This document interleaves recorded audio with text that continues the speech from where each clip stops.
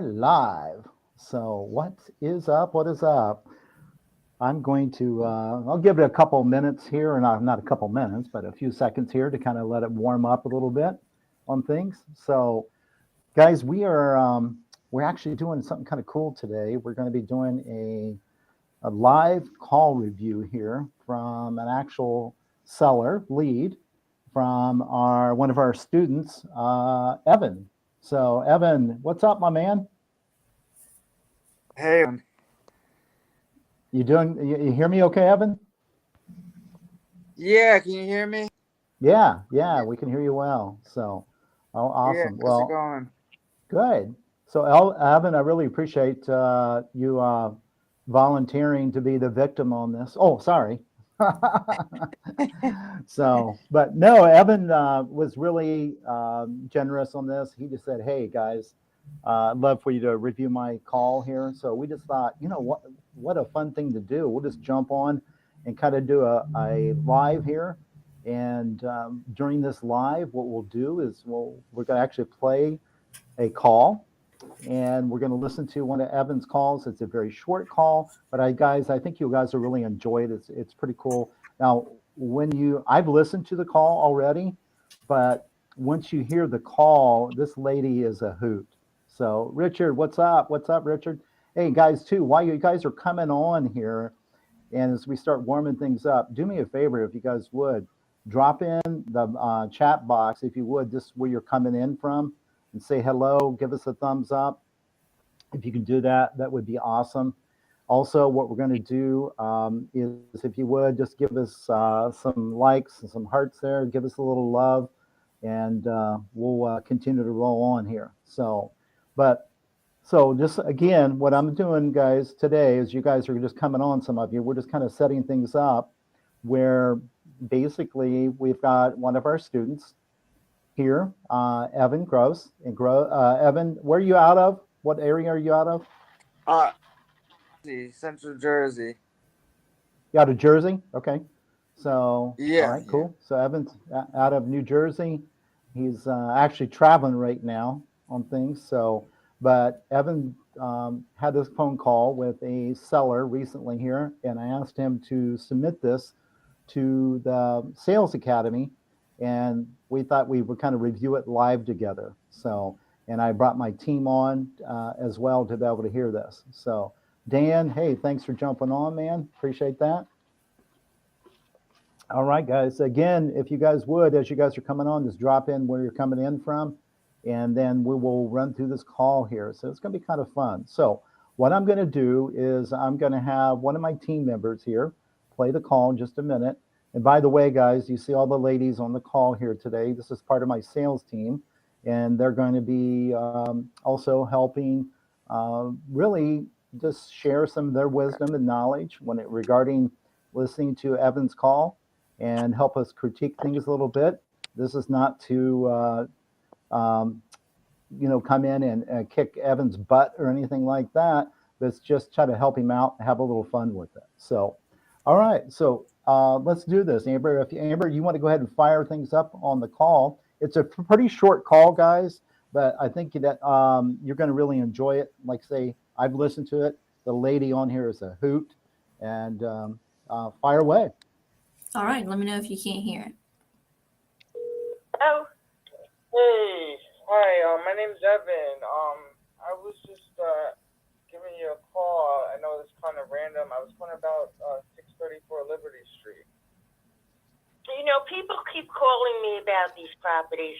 My husband has passed on over 5 years ago, and I don't have anything to do with this. Another guy called me, and he said they're still in my husband's name, which is impossible. They foreclosed on those houses.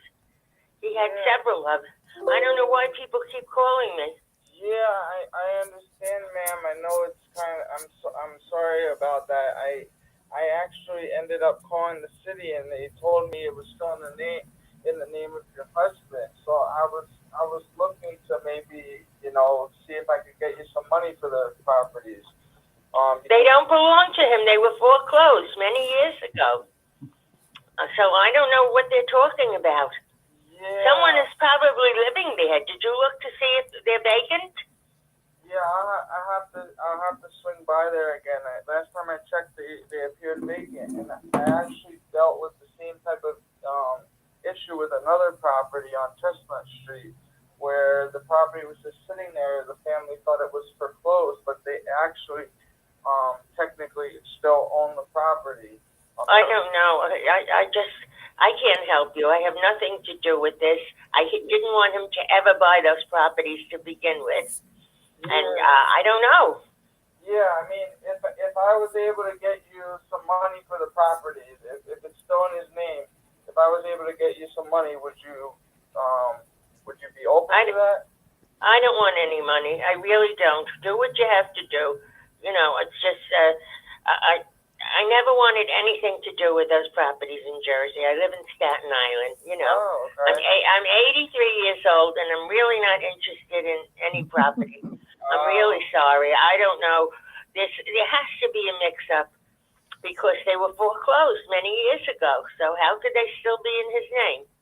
Yeah, I mean, maybe some of them were foreclosed, but this one, specifically on Liberty Street, it is it's still in his name. I mean, even if it was just sitting there, sometimes they don't go through with the foreclosure.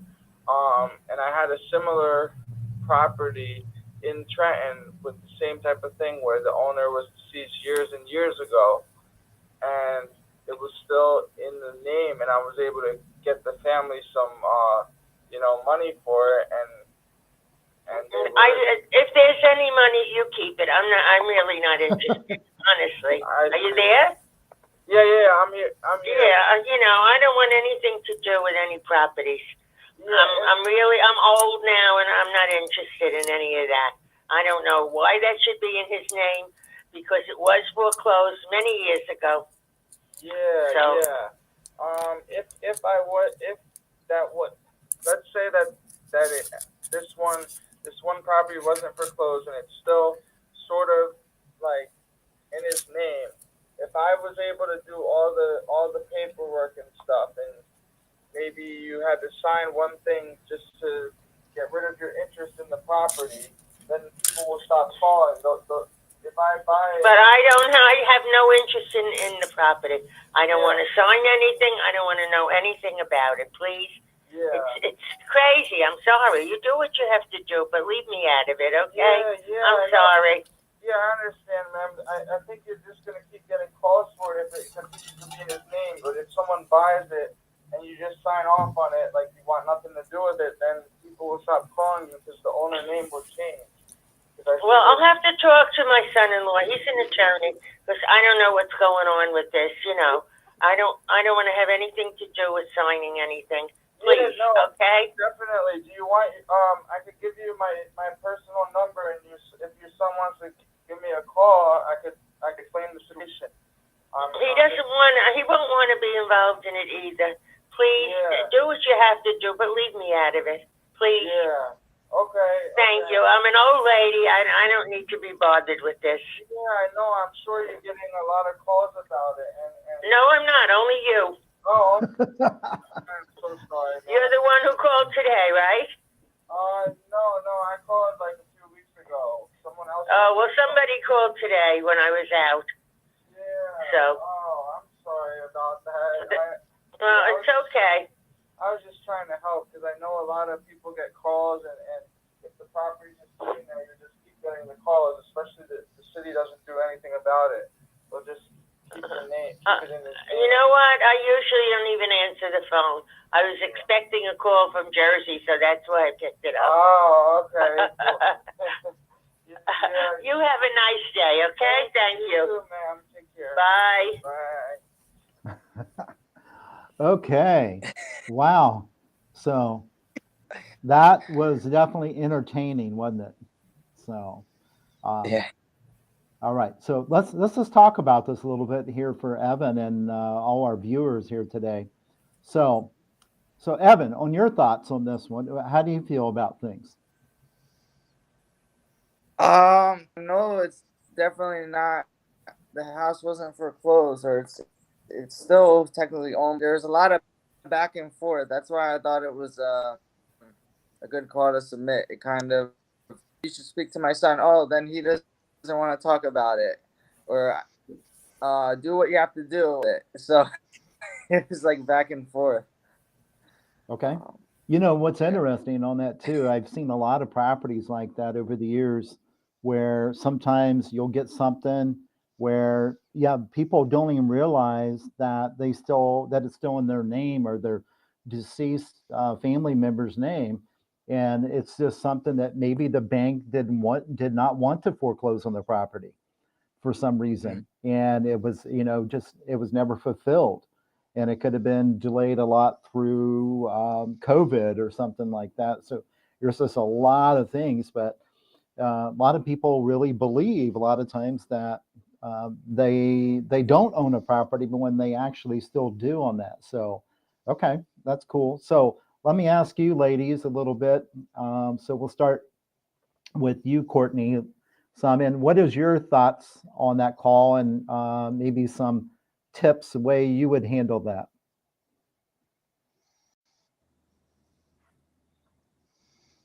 We can get Courtney. I think Courtney, can you hear me okay?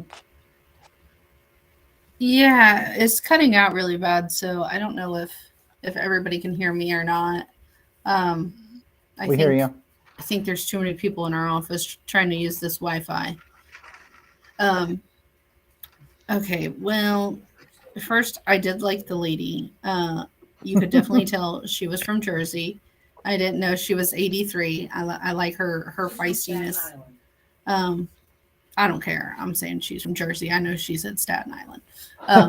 Anyway, um, God, I've like okay, so we do this a lot at on our team. You know, we do the deal review, and I know the ladies well, so I don't care to give them criticism, but I feel bad because I don't know you. I You're mean, fine. You can give me honestly, whatever. I mean, my initial thoughts are just like you sounded so unsure of yourself going in. Um, I don't know. It was like, hey, like I don't know. There was just something. It just felt um, like you were just randomly calling her, not like this is what you do. It was like just a random phone call almost. Um, and then I think if you would have kind of set the stage a little bit better, and then told her like who you are and what you do, and then went into the house. Like obviously she was trying to get you off the phone. She didn't want to talk to you anymore, like multiple times.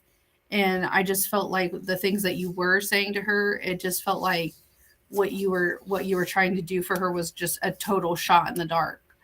Um, and so like you did say something about like, well, I had called the county, so that kind of helped a little bit with like, showing that you had done some research prior to calling her. Um, but I don't know. I just felt like the whole thing just really sounded unsure. It didn't really have any of the steps that you would do during a process. Like she really has no idea who you are or what your goal is in it. Um, as far as the motivation, I mean, obviously you started to see, she never wanted her husband to have anything to do with him to begin with. So if you were in this space to dig on that, that would be a great jumping off point. Like, oh, why do you say that? What is it about these houses that you didn't want anything to do with? I don't know how receptive she would have been to that because I think she really just didn't want to be on the phone with you. I mean, honestly, if that would have been my call, I would have just been like, okay, well, let me see what I can do.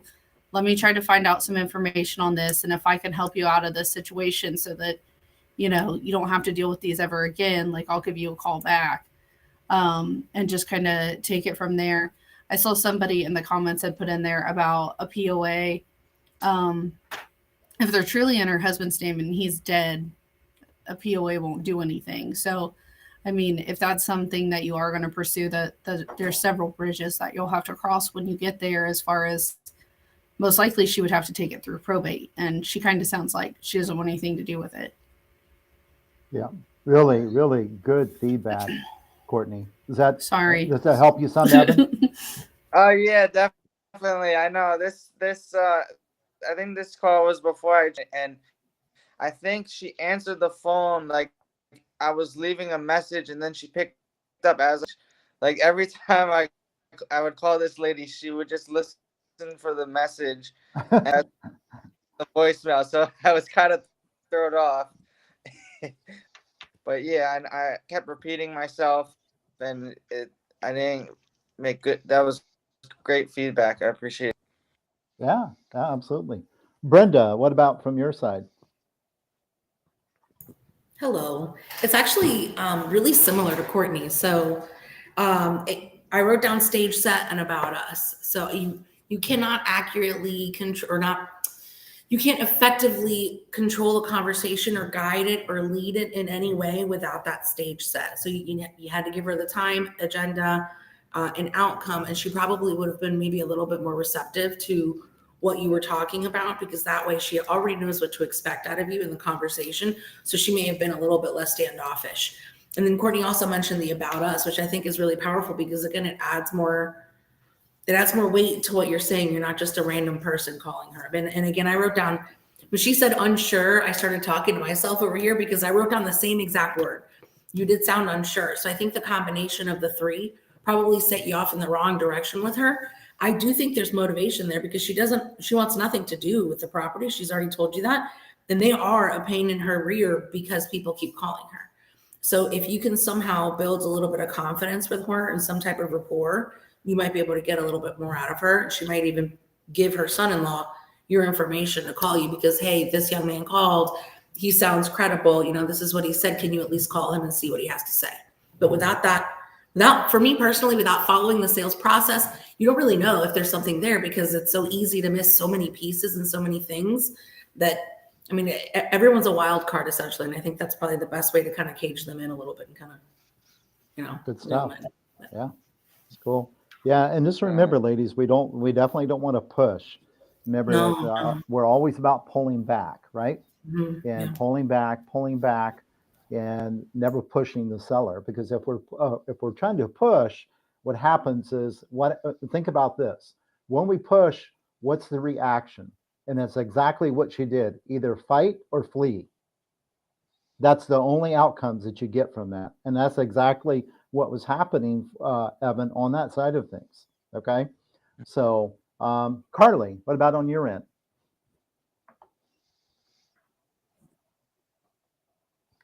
So we can get Carly's input Let's see here. if it'll. You guys can hear me. So, just they kind of hit.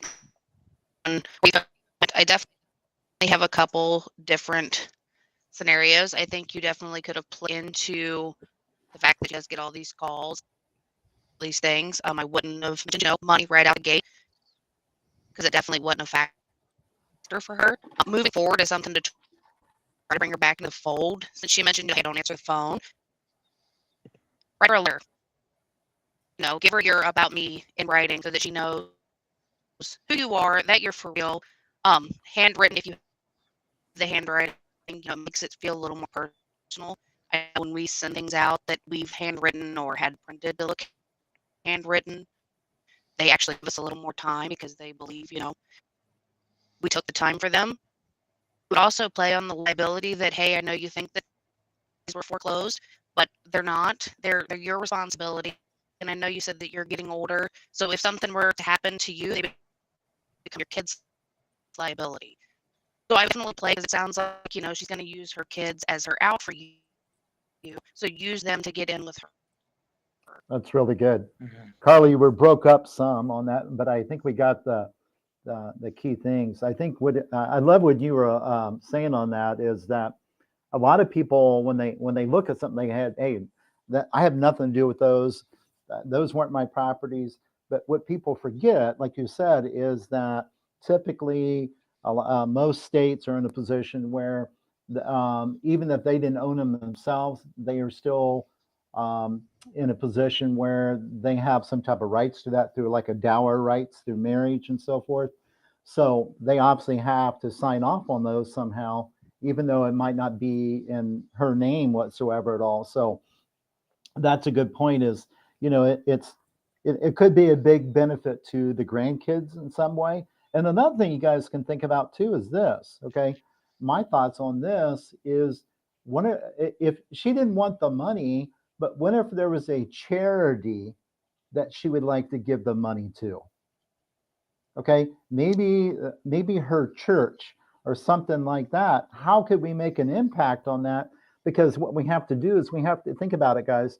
Where she's at now, obviously she's an elderly lady who's just wanting to enjoy her life, be left alone.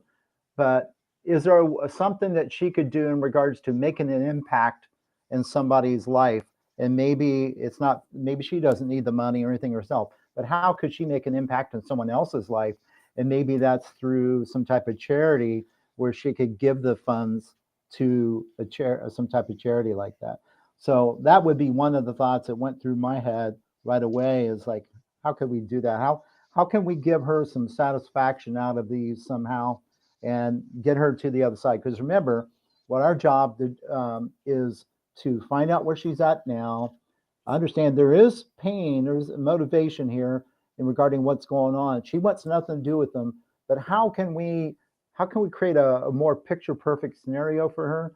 Well, obviously she doesn't want anybody calling her anything whatsoever like that.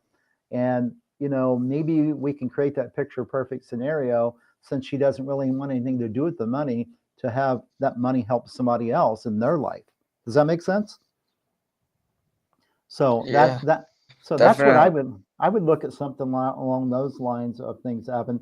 And the thing is we know that, and it's proven right here in the sale, how powerful the sales process is, and how much how human behavior is. I mean, we can dial this in almost like a science, can't we? And that's why we teach this within the sales academy, is when you're in a position where if there is any type of push, what happens? People retreat or they fight, right? And we saw that with our nice 83-year-old lady today, okay? And we saw her do that. So we have to learn how to pull back. And I think what the lady said too is very important. Is remember, any of you guys that are listening today, is do what we teach in regards to always set the stage.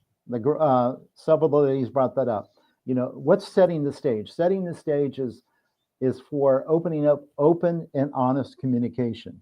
Without that, none of this you're not going to get very far in a conversation.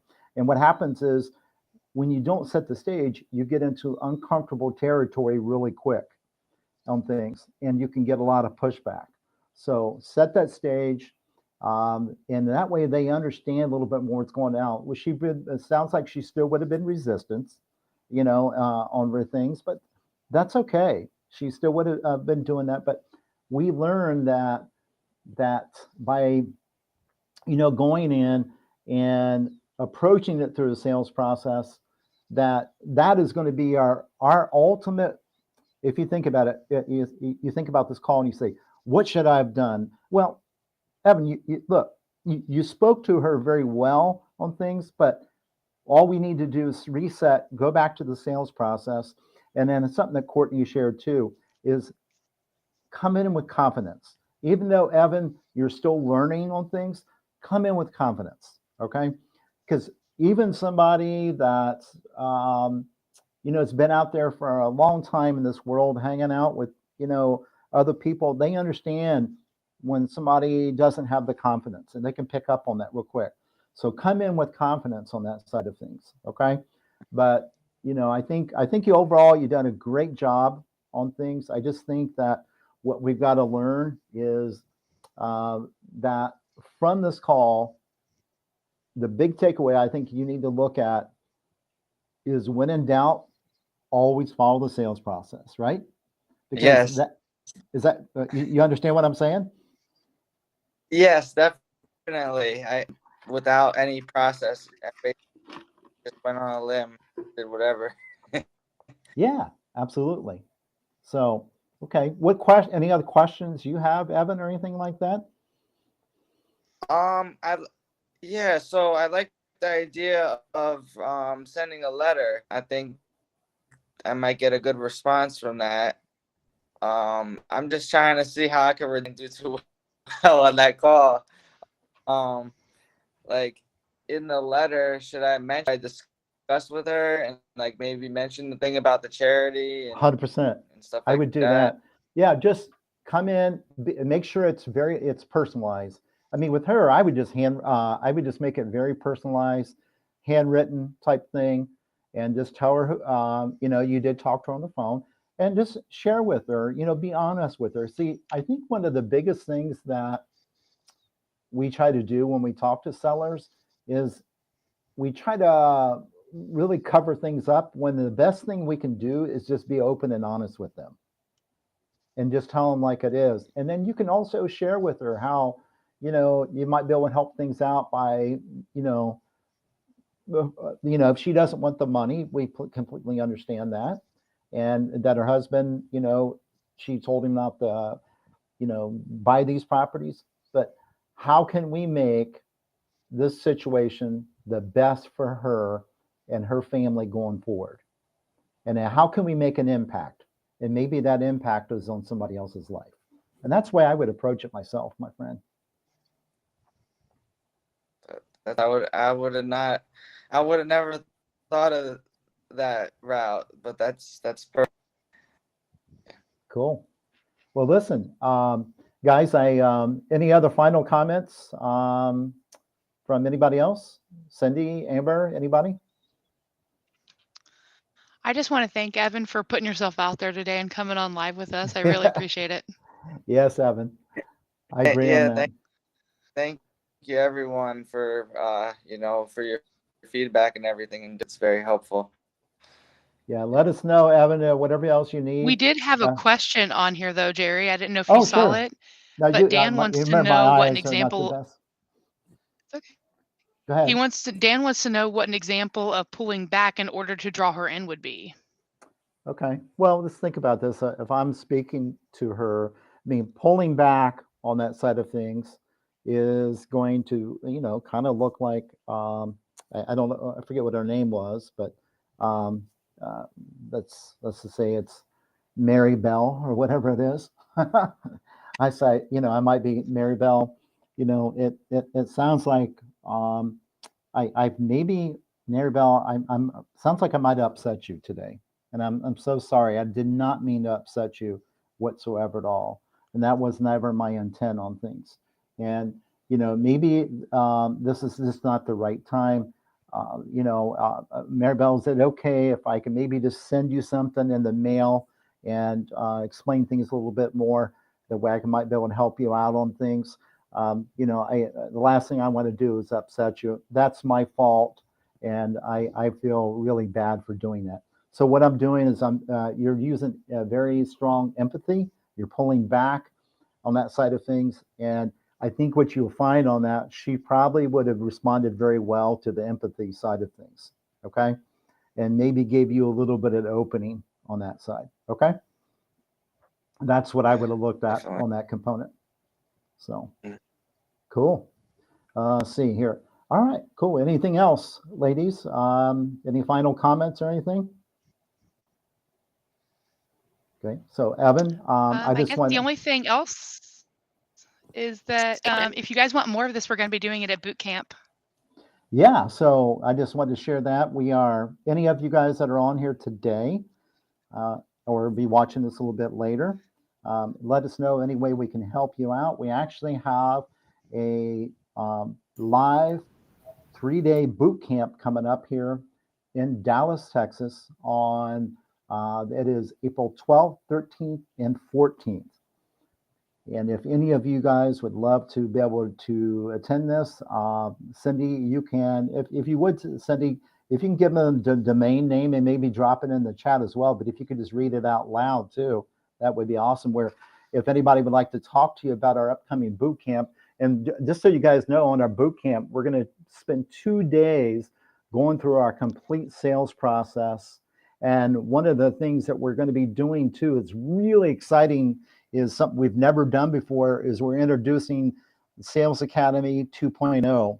And part of the Sales Academy 2.0 is we're actually going to do what we call a live deal lab. Okay, it's a live deal lab. And we're actually going to be doing live deals, live calls right during the training itself. So some of you guys are going to have an opportunity potentially to put a deal together right during the training. So we're going to be doing that. So some of you that are maybe doing on your own, or if you have a sales team, I think it's going to be really powerful on that side of things. So we're going to be doing that, as well as we're going to be doing more call reviews like this. And so we're adding that into the Sales Academy. Our third day too is going to be for more, also for like any managers or owners of the companies too. And we're going to be diving into more how to build and scale your real estate investment business in 2023. And we're going to discuss creative strategies when it comes to putting deals together this year, which is more important than ever now, the way the market shifted. So we're going to talk a lot about the creative financing side. I'm going to be having an expert there that's probably considered the best in the country when it comes to creative financing. That's Mr. Eddie Speed.